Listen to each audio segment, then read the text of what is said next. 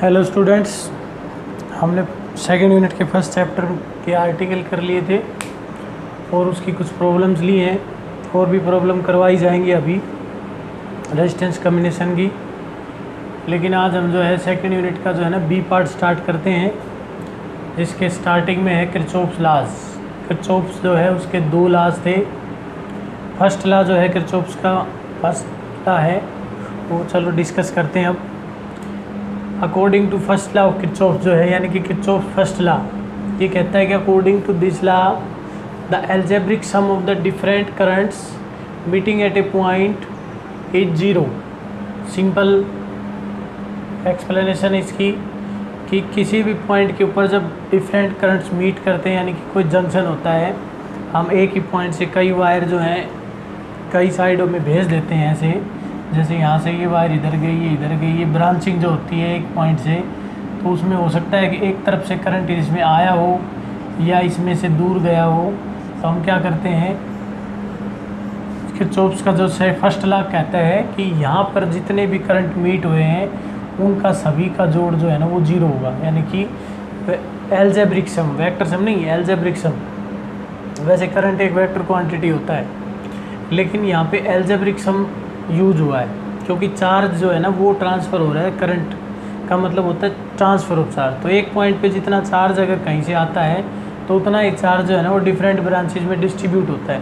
तो इसलिए algebraic sum of the different currents meeting at a point is zero, यानी कि इस लॉ से हम प्रूव कर सकते हैं कि ये लॉ कंजर्वेशन ऑफ चार्ज को फॉलो करता है।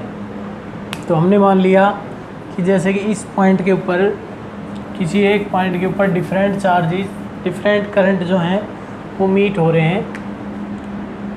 ये पॉइंट ले लिया पी पॉइंट, इसको जंक्शन कहेंगे हम। डिफरेंट डायरेक्शन से करंट जो हैं इसकी तरफ आ भी रहे हैं और जा भी रहे हैं। ऐसे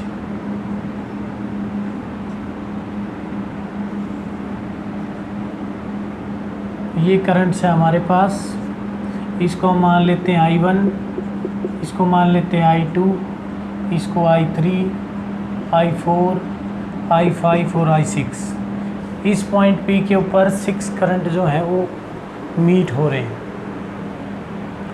और ये लॉ कहता है कि इन सभी करंट्स का जो जोड़ है वो जीरो होगा, यानी कि एल्जेब्रिक सम। तो उसको जीरो करने के लिए हमें ये साइन कन्वेंशन लेने होते हैं, मतलब चिन्ह परिपाटी। जिस तरह हमने ऑप्टिक्स के अंदर किया था कि जो अभिलंब जो है, जो आपतित किरण होती है, इंसिडेंट रे होती है, उसके समानांतर अगर कोई किरण आती है या उसकी डायरेक्शन में आती है तो जो दूरियां जो है उसकी डायरेक्शन में ली जाएंगी वो प्लस की ली जाएंगी और उसके विपरीत ली जाएंगी वो माइनस की ली जाएंगी। सिमिलरली यहाँ पे जो है कुछ साइन कन्वेंशन है, चिन्ह परिपाटी है। तो उसको प्रूव करने के लिए हमने क्या लेने पड़ते हैं, साइन कन्वेंशंस। पहला जो साइन कन्वेंशन है वो ये है कि the currents coming to the junction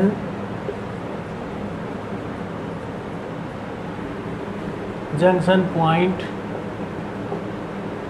are taken positive, यानी कि जो करंट जो है इसकी तरफ आ रहे हैं जंक्शन की तरफ, उनको हम पॉजिटिव लेंगे। दूसरा इसका उल्टा है, द करंट्स गोइंग अवे या leaving the junction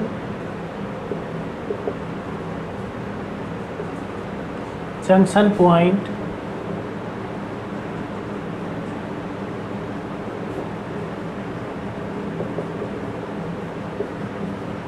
are taken negative. इनको लेंगे हम नेगेटिव। अब इसकी तरफ जो करंट आते हैं इस पॉइंट P की तरफ, जितने करंट आ रहे हैं वो प्लस के लेने हैं और जो इससे दूर जा रहे हैं वो माइनस के। और हमने फिर ये प्रूव हो जाएगा कि डेल आई जो है, समेशन आई जो है, इनका जोड़ जो है वो क्या है, जीरो, डिफरेंट करंट्स का। तभी ये हो सकता है। इसका मतलब ये हुआ कि I1 करंट जो है इस पॉइंट P की तरफ आ रहा था, तो अकॉर्डिंग टू दिस लॉ हम लिखेंगे I1 पॉजिटिव लेना है, I2 इससे अवे जा रहा है तो I2 माइनस का लेना है, I3 भी अभी जा रहा है तो I3 भी हमें माइनस का लेना है। I4 इसकी तरफ आ रहा है तो I4 हमने प्लस का लेना है। I5 इससे अभी जा रहा है तो I5 माइनस का। I6 इसकी तरफ है तो I6 प्लस का। लेकिन ये सभी का जोड़ क्या होना चाहिए? 0। तो पॉजिटिव वाले एक तरफ करेंगे और नेगेटिव वाले एक तरफ। पॉजिटिव है, ये पॉजिटिव है, ये पॉजिटिव है, यानी कि I1 और I4 और I6 ये तो पॉजिटिव हैं, और माइनस का I3 है, माइनस का I5 है और माइनस का I2 है। तो इसका मतलब माइनस अगर कॉमन ले लें तो I2 plus I3 plus I5, लेकिन इसका सम क्या है? 0। तो इसका मतलब जितना करंट आया था इस जंक्शन की तरफ उतना ही करंट इससे दूर चला गया। तो इसका मतलब I1 plus I4 plus I6 is equal to I2 plus I3 plus I5, यानी कि आने वाला करंट जो आया है उतना ही जाने वाला करंट है। इसका मतलब आने वाला करंट यानी कि आने वाला dQy/dt दोनों तरफ किसके बराबर होगा? dQy, यानी कि चार्ज रिमेन कंजर्व, दोनों तरफ dQy/dt हो गया। यहाँ से भी इसको ऐसे कर सकते हैं कि summation i is equal to 0, लेकिन जो समेशन i है उस i की जगह हम लिख सकते हैं dQy/dt is equal to 0। Total करते हैं इसको ऐसे, तो ये dQy/dt इज इक्वल टू 0 हो जाएगा। इसका मतलब क्या है? यहाँ पे कांस्टेंट है, दैट इज़ क्या इज कांस्टेंट। मतलब जितना चार्ज इसकी तरफ आ रहा था इस जंक्शन में उतना ही डिफरेंट ब्रांचेज में ट्रांसफ़र हुआ है। तो इस पॉइंट के ऊपर कोई भी चार्ज एकम्युलेट नहीं होगा, मतलब ये सारा डिस्ट्रीब्यूट हो जाएगा आने वाला चार्ज जाने वाली ब्रांचेज में। तो इसका मतलब है कि चार्ज रिमेन कंजर्व या कांस्टेंट। तो इसको KCL फर्स्ट लॉ जो है, इसको KCL भी बोलते हैं, Kirchhoff's current law. KCL Kirchhoff's current law, पहला जो लॉ है वो करंट के लिए है, चार्ज के लिए। तो किरचॉफ चार्ज लॉ या किरचॉफ से करंट लॉ, क्योंकि ये कंजर्व कर रहा है चार्ज को, और कंजर्वेशन ऑफ चार्ज यहाँ से प्रूव हो जाती है कि di/dt 0 है। तो इसका मतलब ये फर्स्ट लॉ हो गया। जो किरचॉफ्स का सेकंड लॉ है वो कहता है कि अगर कोई क्लोज सर्किट लें और उस क्लोज सर्किट के अंदर जो है सेल्स भी होंगे, यानी कि करंट तो फ्लो ही करेगा। अगर सर्किट ले लिया तो हमने, तो उस करंट किसी न किसी सेल की वजह से करेगा और किसी न किसी रजिस्टर में करेगा। तो अगर कोई क्लोज सर्किट ले लेते हैं और उसके अंदर सेल्स हैं और रजिस्टर हैं, तो उन सभी की जो है ना पोटेंशियल डिफरेंस, यानी कि रजिस्टेंस के अकॉर्डिंग पोटेंशियल डिफरेंस और सेल्स की EMF जो है उसका जो जोड़ होगा, यानी कि उसका जो सम होगा वो 0 होगा। मतलब according to this law the algebraic sum of the different potential differences and EMFs due to resistances and the cells in a close circuit, जिसको मैश भी बोल सकते हैं, क्लोज मैश भी कहा जा सकता है या क्लोज लूप भी कहा जा सकता है, इज 0। सभी का जो सम होगा ना वो 0 होगा। इसका मतलब इसका जो है summation V is equal to 0। जो वोल्टेज होगी या dV इज इक्वल टू जो है वो 0 रहेगा, नेट जो सम होगा वोल्टेज इसका। तो इसके लिए भी जो है ना हमने साइन कन्वेंशन लेने पड़ेंगे। जैसे कि हम ये क्लोज सर्किट बना देते हैं, ये एक क्लोज सर्किट बना दिया हमने, ये एक सेल ले लिया इधर, इसकी EMF E1 है, यहाँ पे एक रेजिस्टेंस है R1 रेजिस्टेंस, फिर ये दूसरी ब्रांच है, इसमें हमने सिर्फ एक रेजिस्टेंस लिया है R2, और ये तीसरी ब्रांच जो है इसमें हमने एक सेल ले लिया, इसी डायरेक्शन में करंट फ्लो करवा रहा है ये, इसकी EMF ले ली हमने E2 और ये रेजिस्टेंस ले लिया R3। मान लिया कि इस ब्रांच में करंट फ्लो हो रहा है I1, यहाँ पे आके I1 जो है वो 2 हिस्सों में डिवाइड हो जाता है, इधर करंट चला जाता है I2, और हो सकता है इसमें भी करंट आ जाए, लेकिन इधर I2 गया, पर हम इधर मान लेते हैं I3, और ये हो गया इस ब्रांच में I3 करंट है। करंट का डिस्ट्रीब्यूशन चाहे कैसे भी हो, लेकिन ये दोनों करंट इधर आके ये I2 था इसमें करंट, और ये बन जाएगा I1। ये है करंट की जो डायरेक्शन होगी वो डिपेंड करेगी कि टर्मिनल बैटरी जो है वो कौन सी लग रही है, यानी कि और कहाँ लगी हुई है, मतलब बैटरी जो है वो कैसी है, छोटी है या बड़ी है, मतलब उसकी ईएमएफ अगर कम ज़्यादा है या टर्मिनल के अकॉर्डिंग देखना पड़ेगा।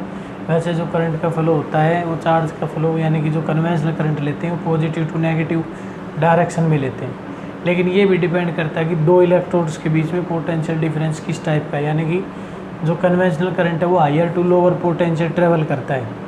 तो अगर दो सेल्स का जिनके नेगेटिव टर्मिनल का पोटेंशियल डिफरेंस में भी डिफरेंस है तो वो भी इसमें हायर टू लोअर देखना पड़ेगा हमें। तो इसमें जो है कंफ्यूज की कोई बात नहीं होती है, बस हमने इसको पहले तो इसको समझना है, फिर इसके जितने ज़्यादा हम न्यूमेरिकल्स या जितनी ज़्यादा प्रॉब्लम्स करते हैं उतने ज़्यादा जो है ना किरचॉफ्स के लॉ और उनकी एप्लीकेशन क्लियर होती चली जाएंगी और जो है इनका यूज भी सिंपल होता चला जाएगा। अब यहाँ पर हमने सिर्फ क्या करना है कि इसकी साइन कन्वेंशन के अकॉर्डिंग जो है ना इसको समझना है। तो ये जो है क्लोज मैश हो गया।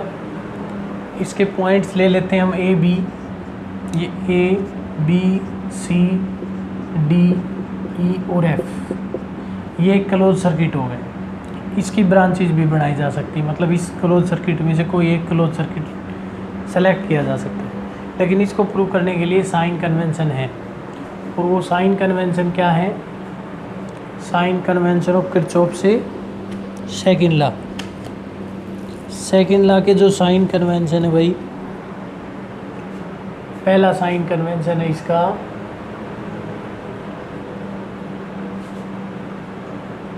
मतलब जो चिन्ह परिपाटी है उसको पहली चिन्ह परिपाटी कहती है कि the EMF of the cell, EMF of cell taken negative या taken positive if the positive terminal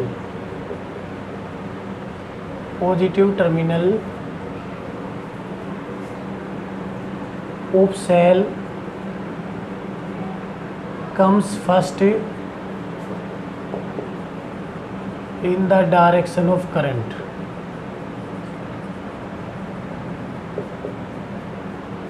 और हम ले सकते हैं और जो है current flows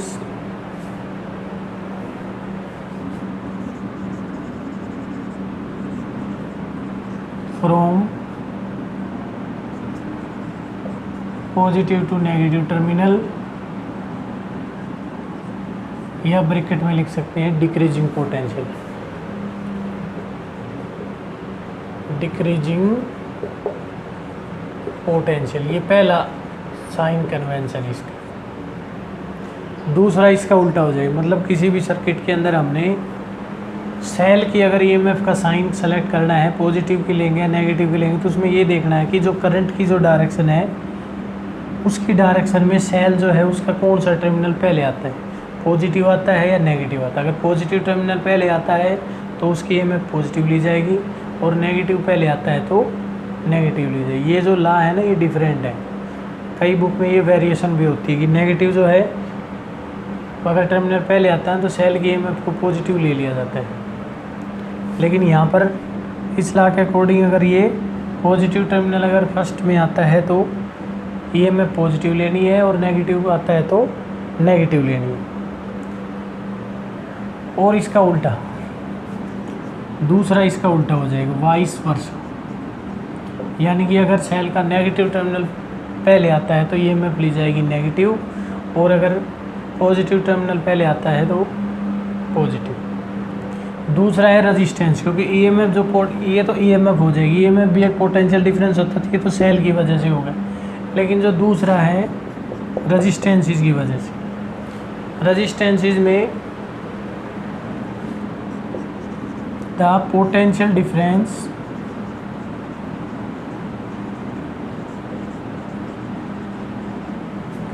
across A resistance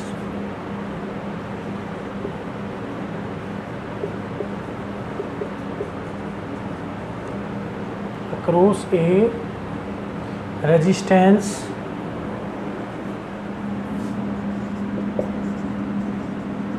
is taken positive if the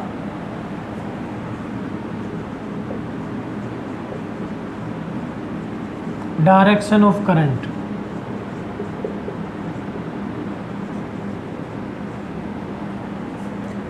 is along the direction of loop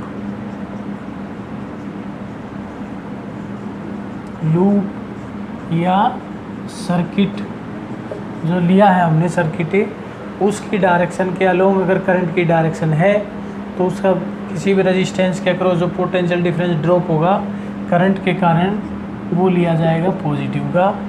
और अगर करंट की डायरेक्शन जो है हमने जो लूप ली है उसके अपोजिट है तो उसका पोटेंशियल डिफरेंस लिया जाएगा नेगेटिव।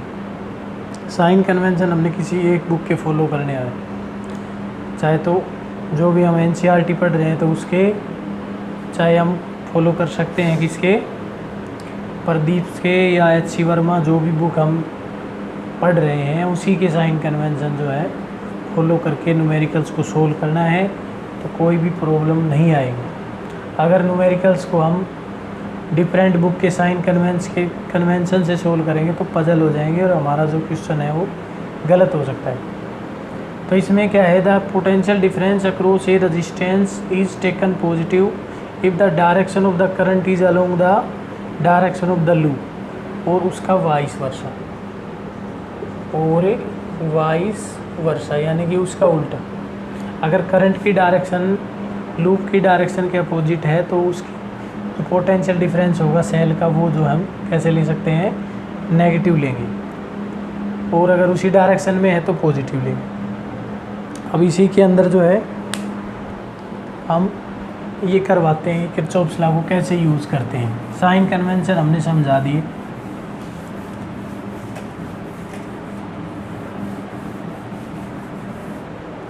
अब जो फर्स्ट साइन कन्वेंशन के अकॉर्डिंग काम करते हैं, हम कोई भी एक क्लोज लूप सेलेक्ट करते हैं। तो हमने लूप सेलेक्ट कर ली, इसी सर्किट में ये लूप ले ली ABEFA यूजिंग KVL और किरचॉफ्स सेकंड लॉ। किरचॉफ्स के सेकंड लॉ को किरचॉफ्स वोल्टेज लॉ बोलते हैं, और किरचॉफ्स से second law in close loop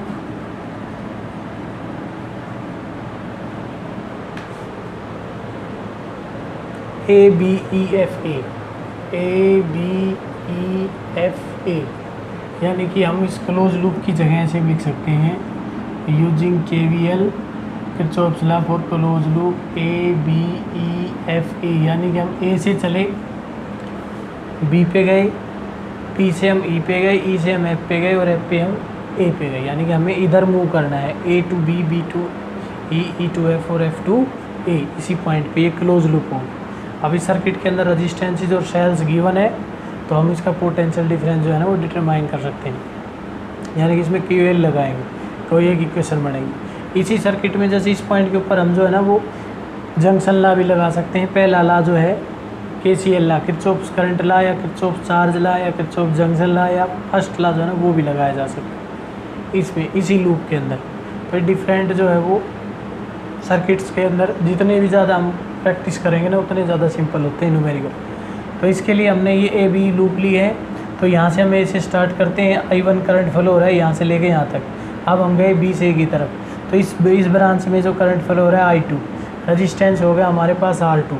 तो इसका मतलब ये हुआ कि जो रजिस्टेंस जो है करंट की जो डायरेक्शन है वो लूप की डायरेक्शन की तरफ है, इधर ही हमने जाना, इधर करंट जा रहा है। तो इन दोनों का जो प्रोडक्ट होगा I2 R2 that is taken to be positive. ये हमने पॉजिटिव लेना है क्योंकि इसकी करंट की डायरेक्शन हमारी मैच की डायरेक्शन के सेम है।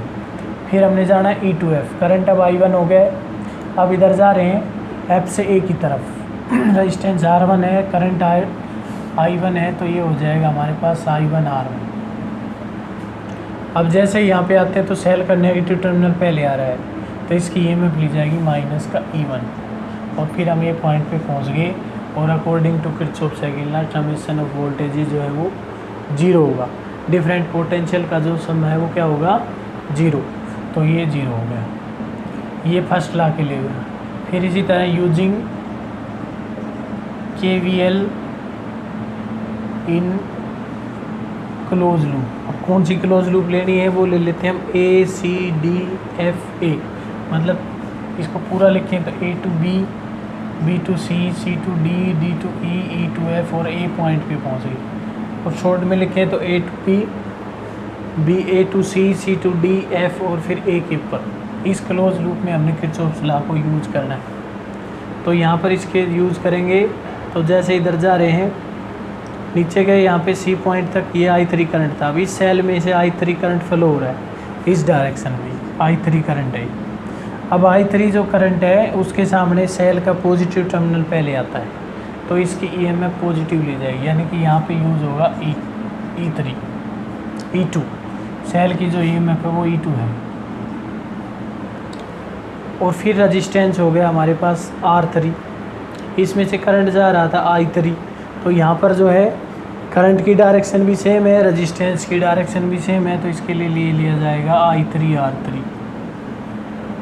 फिर इधर जाएंगे F पॉइंट पे, F से जो है हम जाते हैं A की तरफ, तो वही आ जाएगा। इसमें करंट की डायरेक्शन सेम है, I1R1 और माइनस में हो जाएगा हमारे पास E1, क्योंकि E1 का इस सेल का नेगेटिव टर्मिनल। एक इक्वेशन यहाँ से बड़ी। अगर हम क्लोज मैश लेते हैं using KVL in close circuit, हमने ले लिया ये BCDEB, इसी पॉइंट पे पहुंच गए BCDE और B, ये क्लोज सर्किट। अब इस क्लोज सर्किट में ये I3 करंट था, तो यहाँ से तो आ जाएगा I3, यानी कि सेल की EMF E3 प्लस की E2 करंट जो है यहाँ पे I3R3, और फिर इधर जाएंगे तो माइनस का I2R2 और B पॉइंट के ऊपर पहुँच गए। तो ये इक्वेशन यहाँ पे ऐसे मैच करी, मतलब ये किरचॉफ सेकंड लॉ है, इसका यूज ऐसे करना है।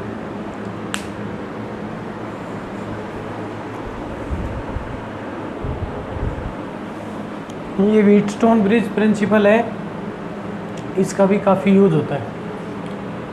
व्हीटस्टोन ब्रिज प्रिंसिपल कहता है कि यदि हम चार रेजिस्टेंसेस P, Q और RS इनको ऐसे कनेक्ट करें कि वो किसी क्वाड्रिलेटरल की साइड्स के अलोंग हो, मतलब ये क्वाड्रिलेटरल हो गया। अगर इस G को हम एलिमिनेट करते हैं तो ये क्वाड्रिलेटरल हो जाती है, चतुर्भुज हो जाती है। मतलब इसकी चारों भुजाओं के अलोंग हमने जो है चार रेजिस्टेंसेस लगा दी, इसके अलोंग फिर इसके अलोंग। और कोई एक गैल्वेनोमीटर जो है हम इसके चाहे इस डायगोनल में सेट करें चाहे इस डायगोनल में सेट करें, हमने गैल्वेनोमीटर सेट कर दिया। ये डायगोनल इस डायगोनल के अलोंग भी हो सकता था, क्योंकि इसके दो डायगोनल हैं, तो चाहे गैल्वेनोमीटर को हम यहाँ लगाएं चाहे यहाँ लगाएं। अगर इसमें लगाया है तो हमने ये कनेक्शन हटा दिया। कहने का मतलब ये है कि अगर चार रेजिस्टेंस किसी क्वाड्रिलेटरल की साइड्स के अलोंग है जो है P, Q, RS, और एक डायगोनल के अलोंग हमने गैल्वेनोमीटर लगा दिया, अगर उस गैल्वेनोमीटर में से फ्लो होने वाला करंट अगर जीरो हो जाता है, यानी कि डायगोनल गैल्वेनोमीटर में कोई भी करंट अगर फ्लो नहीं होता है, तो टोटल जो करंट होगा, मतलब इन रेजिस्टेंसेस का जो रेशियो होगा वो P/Q=R/S हो जाएगा, अगर इस ब्रांच के अंदर जो है गैल्वेनोमीटर का जो करंट अगर जीरो हो जाए। इसकी एप्लीकेशन में क्या होता है कि यदि ये गैल्वेनोमीटर यदि P/Q=R/S हो जाता है, यानी कि चाहे ये बटे ये, जैसे कि P/Q/R/S, पहले तो हम इसको प्रूव कर देते हैं, फिर इसकी थोड़ी सी स्पेशल केस डिस्कस करेंगे। तो इसमें हमने ये प्रूव करना है कि P/Q=R/S, और कब, जब IG की वैल्यू जीरो। हम यहाँ पे क्लोज किरचॉफ्स लॉ यूज़ करके और इसको प्रूव करते हैं। हम करते हैं यूजिंग, इसका प्रूफ करना है हमने using KVL in close circuit. और कौन से क्लोज सर्किट में? क्लोज सर्किट ले लिया हमने A B D A, in close circuit A B D A, यानी कि हम ए से बी पे गए, बी से डी पे गए, डी से ए पे गए।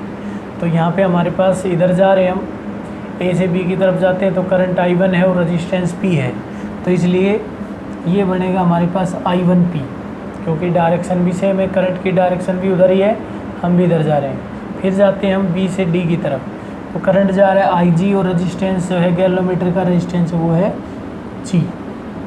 G is the resistance of galvanometer. यहाँ पर जो G है वो क्या है, गैलोमीटर का रेजिस्टेंस। और फिर हम इधर आते हैं D से A की तरफ, तो हम इधर आ रहे हैं D से A की तरफ, करंट इधर जा रहा है I माइनस I1, क्योंकि I1 करंट इधर चला गया था, 2 ब्रांच थी, I करंट आया था, तो I1 करंट इधर गया तो बचा हुआ करंट इधर जाएगा, तो I माइनस I1 नीचे की तरफ है, हम ऊपर की तरफ जा रहे हैं। तो अकॉर्डिंग टू KVL के जो साइन कन्वेंशन थे, ये लिया जाएगा नेगेटिव का I minus I1 into R, और ये टोटल जोड़ जो है वो कितना होना चाहिए, 0। ये इक्वेशन होगी है first. Similarly second equation use करते हैं using KVL, Kirchhoff second law या Kirchhoff voltage law in close circuit. अब यहाँ से शुरू करते हैं हम B C D B, in B C D B या बी डी सी बी भी कर सकते थे, वो हमारी मर्जी है, लेकिन लूप क्लोज होनी चाहिए और साइन कन्वेंशन फॉलो होने चाहिए, तभी ये इसकी एप्लीकेशन किरचॉफ वोल्टेज लॉ की जो है वो फॉलो होती है, दोनों लॉज की। तो अब जो है यहाँ पे हमने बी से डी की तरफ गए, हम बी से सी की तरफ, तो इधर करंट जा रहा है I माइनस I1 और रेजिस्टेंस है Q। हमारी डायरेक्शन भी यही है और ये भी डायरेक्शन यही है, तो इसलिए यहाँ पे लिखा जाएगा I1 माइनस IG, तो करंट जा रहा है और रेजिस्टेंस था Q। I1 minus IG current, क्योंकि IG करंट I1 में से IG इधर चला गया, इस पॉइंट से 2 ब्रांच पड़ी थी, तो यहाँ हो गया I1 minus IG into Q।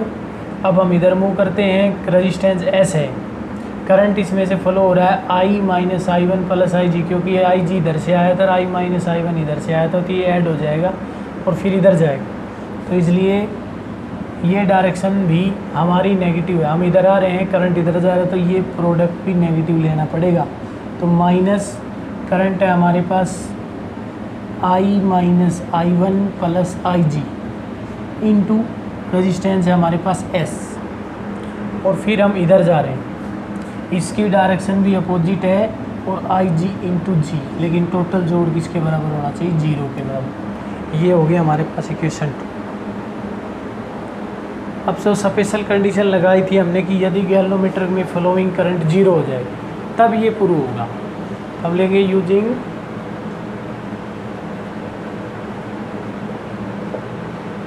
IG is equal to 0 in 1 and 2, 1 और 2 के अंदर IG की वैल्यू 0 यूज़ करते हैं हम।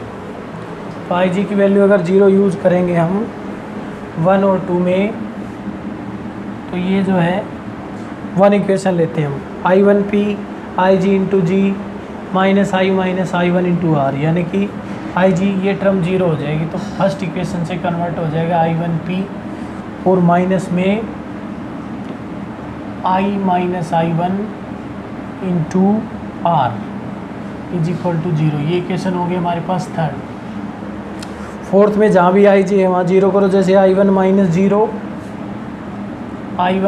0 इंटू Q है, माइनस में I minus I1 plus IG था, तो यहाँ भी 0 यूज़ करेंगे, इंटू S है, और ये IG 0 है तो ये 0 ही हो जाएगा। और ये क्वेश्चन इसको थोड़ा सा और सोल्व करते हैं, तो हमारे पास यहाँ से I1 Q बचेगा, और ये बचेगा I minus I1 into S is equal to 0। ये क्वेश्चन हो जाएगी 4।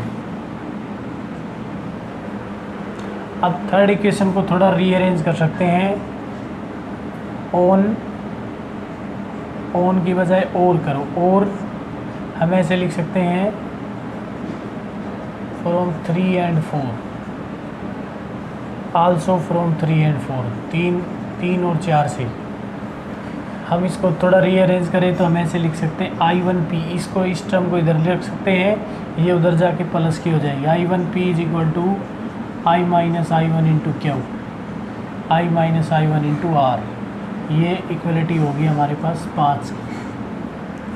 और दूसरा हो जाएगा यहाँ से I1 Q is equal to I minus I1 into S, ये हो जाएगी 6, टेकिंग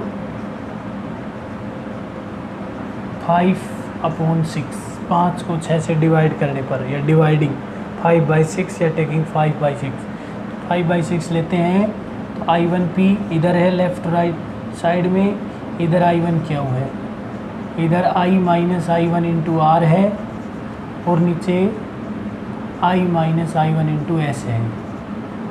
तो ये I1 से ये कैंसिल हो जाता है और ये कैंसिल हो जाता है, तो हमारे पास बचता है P/Q is equal to R/S। ये इसका रीअरेंजिंग कर देते हैं, PS is equal to RS। Main condition हमारी प्रूव हो चुकी है यहाँ। और अगर ये कंडीशन फॉलो हो जाती है किसी भी सर्किट में, यानी कि 4 रेजिस्टेंसेस के बीच में अगर ये सिचुएशन फॉलो हो जाती है, तो हम बीच वाले रेजिस्टेंस को नेगलेक्ट कर सकते हैं, यानी कि उस ब्रांच का टर्मिनल पोटेंशियल हम 0 लेंगे, उधर कोई भी करंट फ्लो नहीं करेगा। अब यहाँ पे इसको क्रॉस मल्टीप्लाई करते हैं तो ये RS is equal to QR, PS is equal to QR हो जाएगा, PS is equal to QR।